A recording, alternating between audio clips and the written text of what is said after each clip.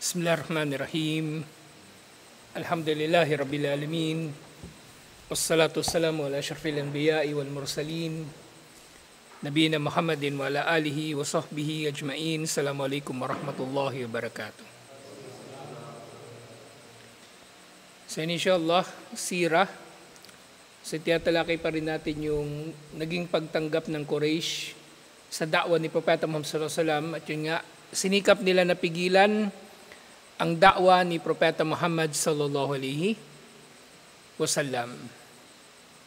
So marami ng mga natalakay natin na ginagawa nila at napakatindi talaga ng kanilang mga naging plano at mga pakana. So kabilang dun sa sinasabi nila na siya nga ay sahir, siya ay salamangkero, o kaya siya ay sinapian, baliw at iba pa. So, sa pagpapatuloy, wa ahyanan qalu anin nabi sallallahu alaihi wasallama innahu musabun binaw'in minal junun. Na si Propeta Muhammad sallallahu alaihi wasallam daw ay may taglay na isang uri o ilang uri ng kabaliwan, pagiging baliw o pagiging siraulo. Fahuwa yatakhayalu al-maani. Kumbaga may mga bagay-bagay na siya lang ang nakakakita nito, nakakaisip nito. Kumbaga delusional si Propeta Muhammad sallallahu alaihi wasallam ayon sa paglalarawan ng Quraysh sa kanya.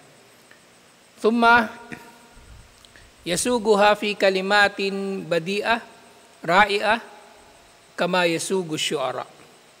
So, si Propeta Muhammad sallallahu alaihi wasallam sa kabila ng kanyang delusion, kumbaga, ang kanyang mga nakikita na mga kakaiba, yung kanyang mga ilusyon, yung kanyang mga nasaksihan na siya lang yung nakakakita, kumbaga, ay ikinukwento naman niya sa mga tao sa pamagitan ng mauhusay na pananalita na katulad ng mga syu'ara, katulad ng mga makata. Fahuwa syairun wa kalamuhu syairun. So kabilang sa mga binibintang nga sa kanya, so bukod pa nga doon sa pagiging siraulo talaga, o sinapian ng jin, o sahir, salamangkero, ay ang pagiging syair, pagiging makata na gumagawa ng tula. At yun nga si Allah subhanahu wa ta'ala, pinagtanggol niya si Propeta Muhammad sallallahu alaihi wasallam sa pamagitan ng mga huling ayat do sa Suratul Syu'ara. Si Suratul Syu'ara, ito yung ito yung sura na pangalawa sa Suratul Baqarah na pinakamaraming ayah. Yung Suratul Syu'ara. So sinabi ni Allah, wasyu'ara'u yattabi'uhumul gawun. Ang mga syu'ara, ang mga makata, sinusundan sila ng mga ligaw. Alam tara annahum fi kulli wadi yahimun.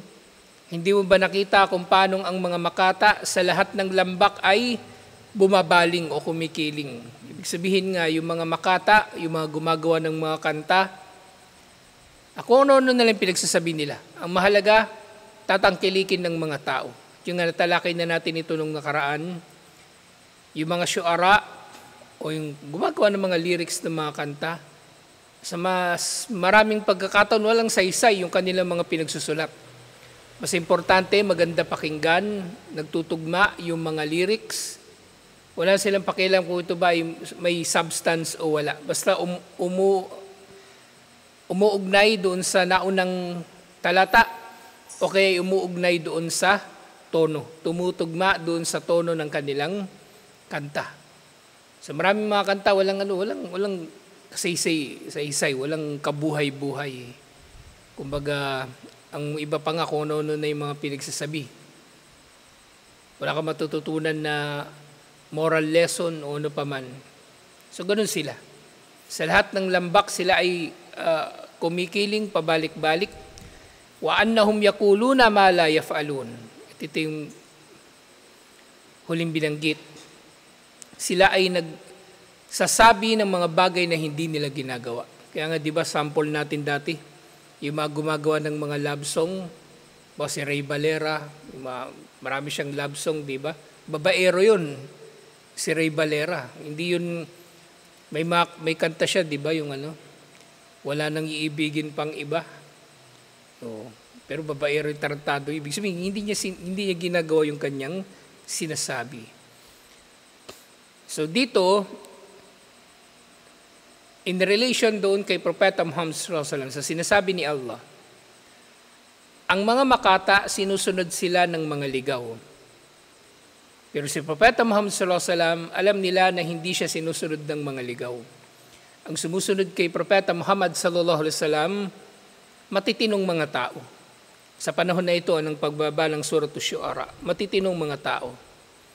Sina Abu Bakar Siddiq, sina Uthman bin Affan, sa mga nauna, radiyallahu anhum, kahit yung mga yung mga alipin na nag-Muslim, matino sila. Hindi sila mga basta-bastang mga pipitsugin lang na mga alipin.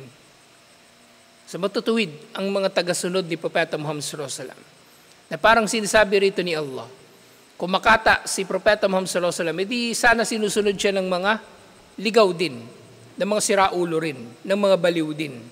Pero hindi, matitinong tao ang mga tagasunod ni Propeta Muhammad sallallahu alaihi wasallam. At gayon din, alam taraan na hum fi kulli wadi yahimun.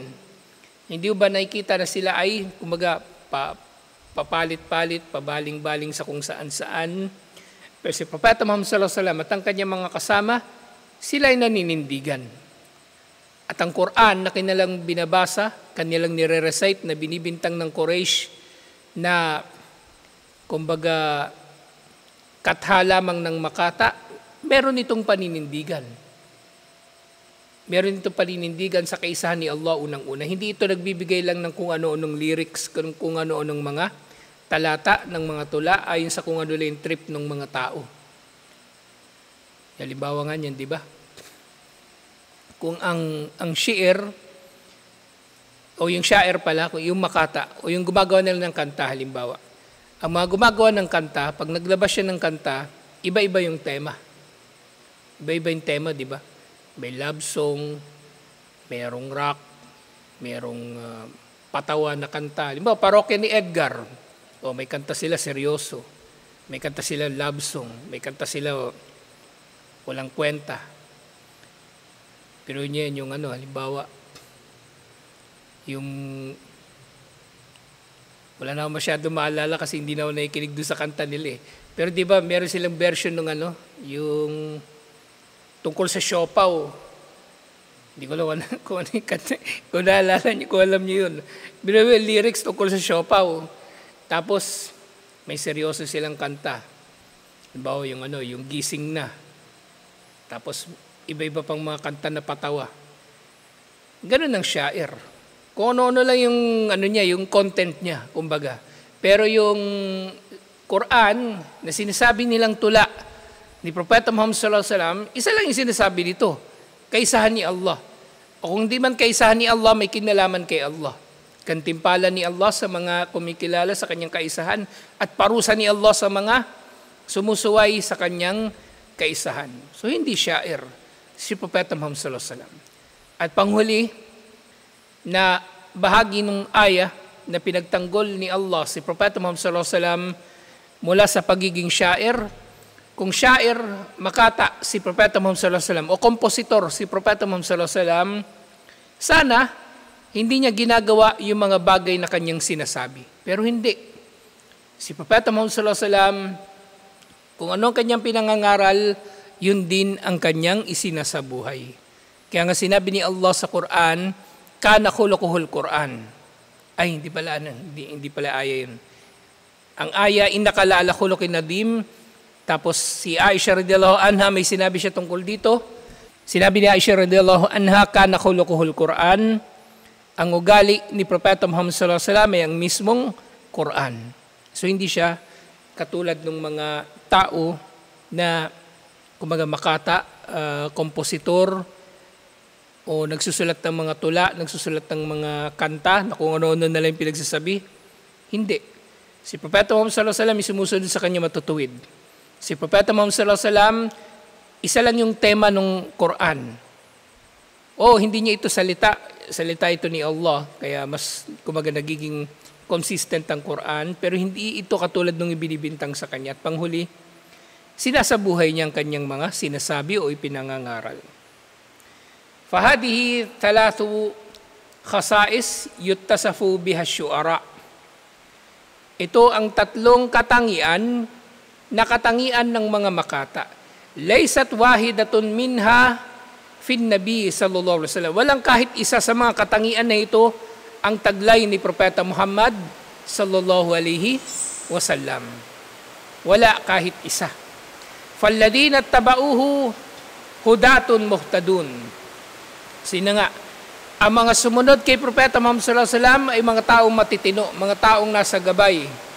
Muttaquna salihuna fi dinihim wa khuluqihim wa a'malihim wa tasarrufatihim. Ang sumusunod kay Propeta Muhammad sallallahu alaihi wasallam may takot kay Allah, mabubuting mga tao at matutuwid sa kanilang relihiyon, sa kanilang ugali at sa kanilang mga asal, sa kanilang pakikitungo sa iba. So hindi sila mga ligaw. Walaysat alayhim mashatum minal giwaya fi ayyi sya'nin min syu'unihim. At wala silang taglay na anumang pagkaligaw o kay pagiging baluktot sa alinman sa kanilang mga gawain. Matutuwid sila. Matutuwid sila. Walang sino man sa mga sahaba, kumbaga, ang kapintas-pintas sa kanilang ugali. Lalong-lalo doon sa mga naunang mga nag-Muslim. Maaaring doon sa mga nahuli, meron ng mga, kumbaga, kasi nangyari na ngayon mga fitna, di ba? Pero doon sa mga naunang bahagi ng be'tha, ng pagiging propeta ni Propeta Muhammad sallallahu alaihi wasallam, lahat sila ay matutuwid. At sinadya ito ni Allah, na hinirang niya na pagtatagumpayin ni Allah, patatatagin ni Allah ang kanyang relihiyon sa pamagitan ng naunang mga nag-Muslim. Sa pamagitan ng mga naunang nag-Muslim sa Makkah. Kaya, kumbaga, nakakahigit talaga yung mga naunang mga nag-Muslim sa mga sahaba kaysa doon sa mga nahuli. At syempre, maaring din ito, yung fadal na ito, yung pagiging kauna-unahan mo na Muslim, halimbawa sa iyong pamilya, kauna-unahan kang Muslim, o kaya kauna-unahan kang Muslim sa inyong lugar, tapos dumami yung Muslim sa pamagitan mo, yun ay isang bagay din na, kumbaga, malaking biyaya din ni Allah. Malaking biyaya din ni Allah. Kasi, kumbaga, ginawa kanyang instrumento na sa pamagitan mo ilalaganap ang Islam, insyaAllah. Na nauna kang Muslim doon sa lugar nyo. Halimbawa, dito, nauna si Manong, tapos lumaganap ang Islam, alhamdulillah, sa pamagitan niya. Hindi ko pinupuri si Manong, ha? Hindi porke binigyan niya ako ng isang tipak na sagkalan, pinupuri ko na siya. At tinutukoy ko lang dito, merong malaking fadal, malaking, kumbaga, biyaya na dapat natin ipagpasalamat kay Allah. Ibig sabihin, mas lalo tayong magsisikap. Kasi nangyayari din yung kabaligtaran eh. Nangyayari din yung kabaligtaran. Siya yung unang nag-Muslim doon sa lugar nila, una siyang Muslim sa lugar nila o sa pamilya nila, kalauna siya pa yung pinakagago. Naging mas matuwid pa yung mga, mga naging kamag-anak niya na mga nag-Muslim kalaunan. So, kapag yung tao nauna sa Islam, kumbaga sa lugar niya, sa pamilya niya, kumbaga, ipagpasalamat natin kay Allah at panghawakan talaga natin. Kasi kapag napagtagumpayan natin yun, malaki din ang gantimpala, insyaAllah. So ganito yung naging kalagayan ng mga sahaba. So matutuwid sila, lalong-lalo yung mga naunang mga nag-Muslim. At yun nga, thumma Nabi sallallahu alaihi wasallam, la yuhimu fi kulli wadin kama yahimu syu'ara. At si Propeta Muhammad sallallahu alaihi wasallam, hindi nga siya, kumbaga, papalit-palit pa iba-iba ng sinasabi. Bal huwa yad'u ila rabbin wahid. Isa lang ang sinasabi niya. Ang pag-anyaya niya tungo sa Panginoon na nag-iisa. Wa dinun wahid. Wa dinin wahid tungo sa relihiyon na nag-iisa. Wa siratin wahid. Sa landas na nag-iisa. Wa huwa la yaqulu illa ma yaf'al. Si Propeta Muhammad sallallahu alaihi wasallam, hindi siya nagsasabi liban na lang ng bagay na kanyang gagawin din. Hindi siya nangangaral liban na lang ng anumang bagay na siya mismo ang unang nagsasabuhay nito. Wala yaf'alu illa ma yaqul. At wala siyang ginagawa liban na lang sa kung anong kanyang ipinangangaral. Fa ayna huwa min asy-syi'ri wasyu'ara. So, paanong naging kabilang si Propeta Muhammad sallallahu alaihi wasallam sa mga makata at anong kinalaman niya sa pagiging makata? Wa ayna asy-syi'ru wasyu'ara minhu. At paano naman maihahalin tulad ang mga makata sa kanya? Ano ito? Idiom ito. Fa ayna huwa min asy-syu'ara. Ano ba mas magandang translation dito? Kasi halimbawa yung ayna nahnu min haula. Idiom kasi ito. Idiom ito na Arabic. Yan na natigilan ako sa translation. Wala ito sa Wala ito dito sa translation. Kasi itong translation parang sinamarize na nila. Dito sa original na Arabic ito. Fa'ina huwa min asy-syi'ri. So paanong naituturing na makata si Propeta Muhammad sallallahu alaihi wasallam at paanong inihalin tulad ang mga makata o paano nila nagagawa na ihalin tulad ang mga makata kay Propeta Muhammad sallallahu alaihi wasallam. O kaya paanong naihahambing si Propeta Muhammad sallallahu alaihi wasallam sa kanila. Samantalang taliwas na taliwas yung katotohanan doon sa ibinibintang nila kay Propeta Muhammad sallallahu alaihi wasallam. Hakada kana yaruddu alaihi bijawabin muqni hawla kulli syubuhatin kanu yuthirunaha daddan nabiyyi sallallahu alaihi wasallama wal Qur'ani wal Islam. At sa ganito mga pananalita, tumugon si Allah sa tugon na kumbaga mukni, kumbaga matalino at nakakakumbinsi sa sino mang matalino tungkol sa mga kalituhan na ito na ipinapakalat o ibinibintang ng Quraysh laban kay Propeta Muhammad sallallahu alaihi wasallam, laban sa Quran at laban sa Islam. Tinugon ito ni Allah sa pinakamatalinong pagkakatugon kasi syempre siya naman ang Panginoon ng lahat ng nilikha. Wa ma'damu syubuhatihim kanat taduru hawlat tauhid. Ang lahat daw ng mga kalituhan, kumbaga propaganda na ipinapakalat ng Quraysh, propaganda, fake news, ay kumbaga nakatuon palagi sa mensahe ni Propeta Muhammad sallallahu alaihi wasallam para siraan ito. At syempre ang mensahe niya ay ang tauhid. Thumma risalati Muhammadin sallallahu alaihi wasallam at syempre sa kanyang da'wah. Thumma ba'athal amwat wa nashruhum wa hasyruhum yawmal qiyamah. At gayon din nagbibigay o kaya nagpapalaganap ng mga kalituhan ng Quraysh tungkol sa muling pagkabuhay ng mga patay at kanilang pagbangon at pagkakatipon sa kanila sa araw ng paghuhukom. Kung ginagawa itong katawa-tawa ng Quraysh at sinisiraan nila.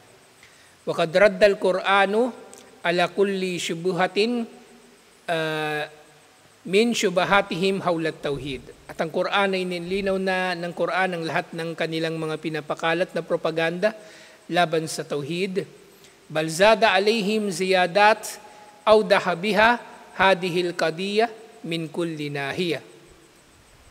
So hindi lang ito basta-bastang tinugon ng Quran, bagkus ay nagbigay pa ang Quran ng marami pang mga paglilinaw na kahit yung mga hindi nila naisip na ibintang sa Quran o ibintang sa mensahe ni Propeta Muhammad sallallahu alaihi wasallam, nandun na yung Quran na tumutugon dito. Kumbaga inunahan na sila ng Quran. Inunahan na sila ng Quran. Kaya minsan sa mga pakikipagtalakayan ni Propeta Muhammad sallallahu alaihi wasallam, hindi niya kailangan maghintay ng wahi. Kasi nauna nang dumating ang wahi. Halimbawa nga yan, yung kausap niya si Adi bin Hatim at-Tai. Diba? Sinabi niya kay Adi bin Hatim, kayong mga Kristiyano, sinasamba ninyo yung mga pari ninyo at mga pastor.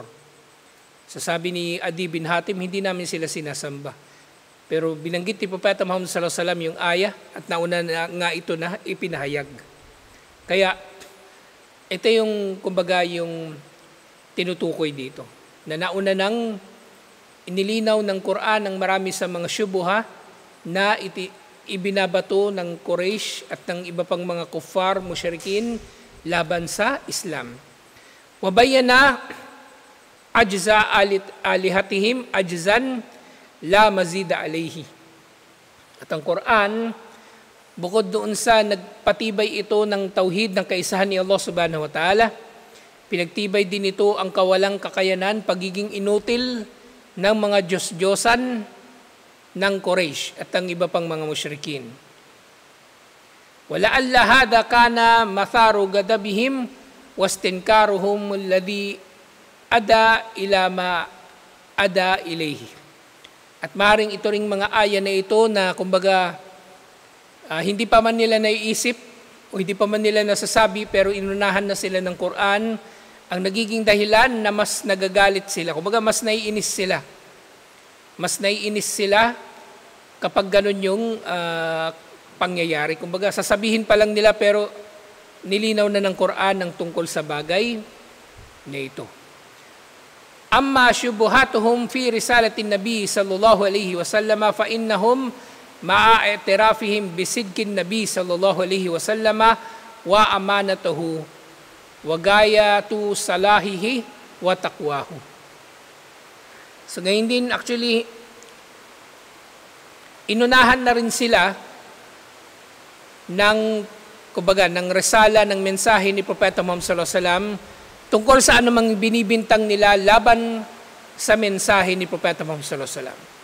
Naunahan na sila kasi bago pa man sila magbintang kay Propeta Muhammad sallallahu alaihi wasallam na pagiging sinungaling, pagiging salamangkero, pagiging siraulo, na sinapian daw siya ng demonyo, bago pa man ito, kilala na nila si Propeta Muhammad sallallahu alaihi wasallam sa pagiging makatotohanan at hindi niya pagsisinungaling at sa kanyang pagiging matuwid at pagkakaroon ng takot kay Allah.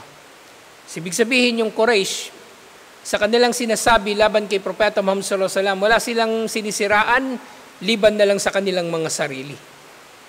Wala silang sinisiraan liban na lamang sa kanilang mga sarili. Kasi kumbaga, yung tao dati nilang pinupuri, tapos ngayon sinisiraan na naman nila, di ba sino yung nagbumukhang tanga? Di sila yung nagbumukhang tanga, sila yung nagbumukhang bobo, at sila talaga ang sinungaling. Kasi sinasabi nila, si Propeta Muhammad sallallahu alaihi wasallam, makatotohanan, hindi nagsisinungaling, hindi nila naranasan ang anumang pagsisinungaling mula kay Propeta Muhammad sallallahu alaihi wasallam. Tapos ngayon na naging propeta, si Propeta Muhammad sallallahu alaihi wasallam, pagbibintangan nila ng kung ano-ano, ibig sabihin sila ay may problema. Hindi si Propeta Muhammad sallallahu alaihi wasallam. Kano ya'taqiduna anna mansaban nubuwa wa risala ajalla wa a'dama min an yu'tal bashar. So dumating pa nga sa punto na yung Quraysh ay naniniwala na ang pagiging propeta ay napakamarangal at napakadakila para makamit ng tao. Ibig sabihin hindi sila naniniwala na kayang makamit ng tao ang antas ng pagiging propeta. Kaya nga, di ba, pinipilit nila si Propeta Muhammad sallallahu alaihi wasallam na magpadala ng anghel bilang propeta. O kaya magsama siya ng anghel bilang kasama niya bilang propeta. Falbasharu la yakunu rasulan. So kanilang paniniwala, yung tao raw ay hindi maaring magiging sugo ni Allah. Kaya pinipilit nila sa ilang mga pagkakataon, dapat anghel.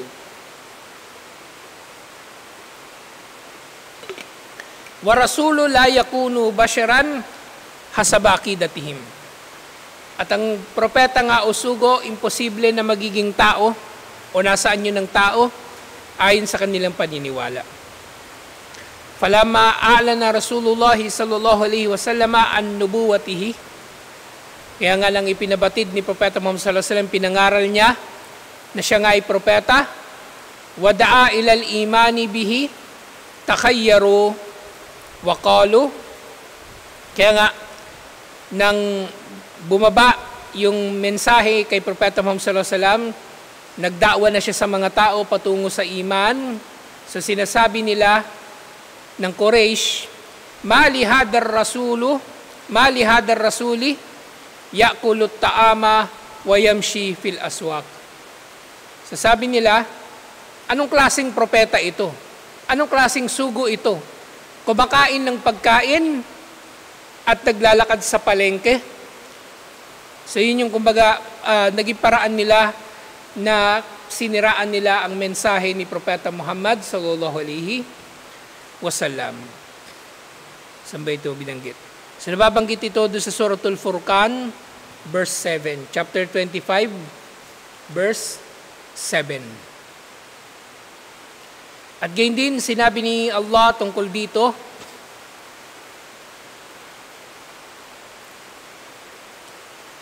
ma anzalallahu ala basharin min shay. So sinasabi ng Quraysh tungkol din sa mensahe ni Propeta Muhammad sallallahu alaihi wasallam, si Allah raw ay hindi nagpababa ng anuman sa mga tao. So tinatanggi talaga nila na mayroong risala na dala-dala si Propeta Muhammad sallallahu alaihi wasallam. So yung aya na yun binanggit sa Suratul An'am chapter 6 verse 19. At gayon din, dahil nga dito, sinabi ni Allah, Kul man anzalal kitab alladhi ja'a bihi Musa nuraw wa hudal linnas. Kung wala palang sugo na ipinadala, sino palang nagpadala kay Musa alaihi salam ng kasulatan na liwanag at gabay para sa mga tao?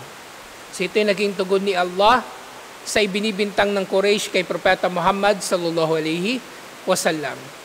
Wa kanu ya'rifuna wa ya'tarifuna bi anna Musa basharun. Ang Quraysh, kilala din nila si Musa alaihi salam. At alam nila na siya ay sugo at propeta.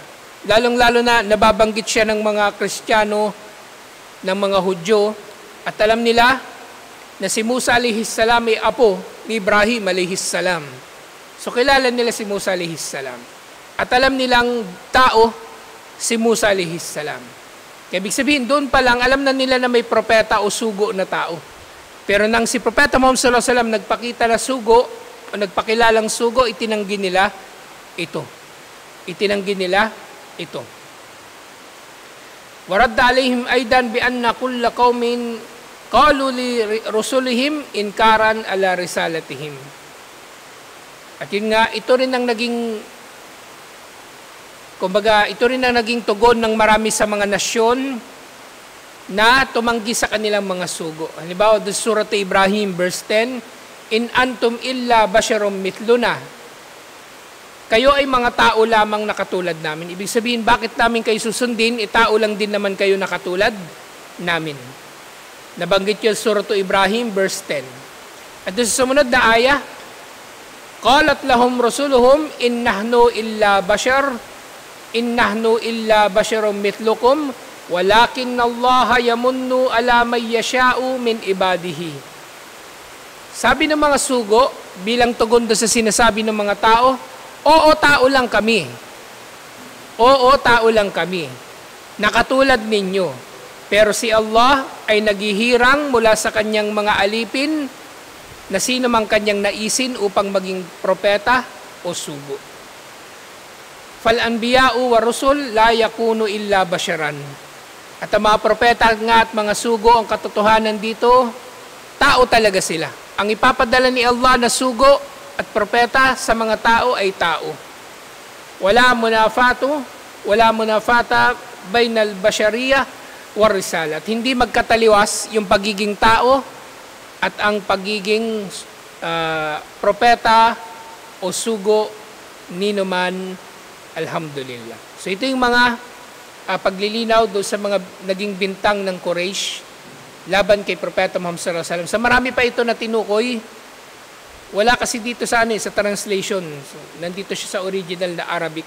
Kaya binabasa natin yung original na Arabic, alhamdulillah. Kasi magandang matalakay itong mga ito kasi mas lalo nating naiintindihan yung pagtanggap ng Quraysh kay Propeta Muhammad sallallahu alaihi wasallam kasi maaaring mangyayari din ito sa ating da'wah. Okay, maaaring mangyari din ito sa ating da'wah na magiging ganito ang pagtanggap ng mga tao sa atin. Kaya sa ganitong paraan, inshallah ay magiging mas mahusay tayo na mga ngaral ng Islam. Inshallah, tagapaganyaya tungo kay Allah subhanahu wa ta'ala. So tutuloy natin ito inshallah next week.